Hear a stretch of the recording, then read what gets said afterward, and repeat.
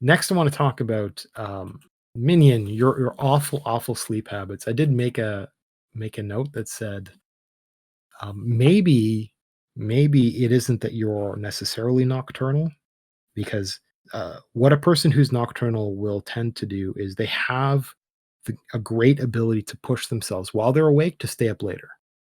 And so if you got something to do, you're a, a, a night owl is more able to easily stay up later. And so in theory, what a night owl of some extreme would be able to do is day one, they'd stay up a little bit later than they ought to. Day two, they stay up even later and then they sleep in even later.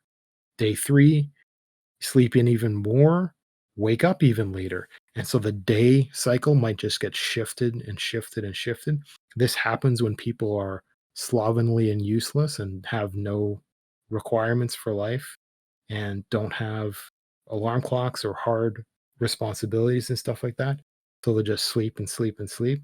And the problem is when they have plans, it's like being jet lagged. You kind of have to figure things out. You have to either stay up really late and just get wrecked. And often, what will happen with a person that's relatively unscheduled like that is stuff happens kind of last second. And it's really hard. So every event that occurs that would disrupt that cycle happens really quick. And that's a morale wrecker. So it's the entire lifestyle ends up being wrecked from the way it works and wrecked from the outside. And, I had mentioned that that might be the case. It's very likely the case with a lot of people, but it might also be that I had heard, and I don't know if this is true. I don't really wanna look it up because I want to believe that, if a human is removed from sunlight and given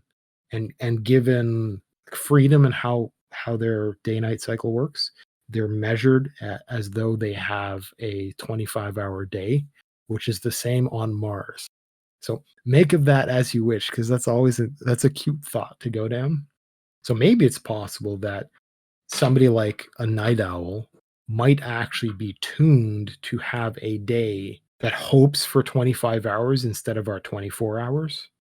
And so they're constantly staying up because they're not tired yet. They end up pushing for later and then having obligations that kick them out of bed. I've talked about obligations and why more and more people ought to try being a morning lark instead of a night owl.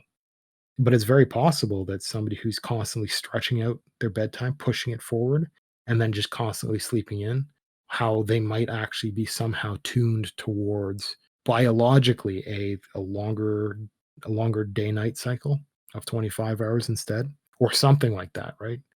Um, I think it's just, it comes down to having the kinds of hard obligations from like employment or some kind of regular plans that forces a person to line their schedule up.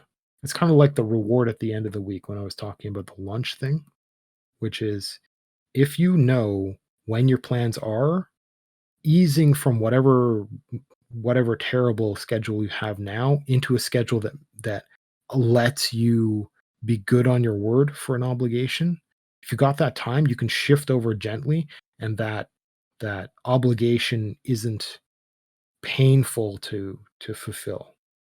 And so this is something, and the problem is if a person has a lifestyle that's already busted enough to let them do whatever they want with their schedule and they just keep pushing it around, that lifestyle doesn't normally have interruptions that are something that you can plan for. It has obligations that are immediate. It has emergencies, and you can't live like that and have emergencies come up because they'll always suck. Always, always, always.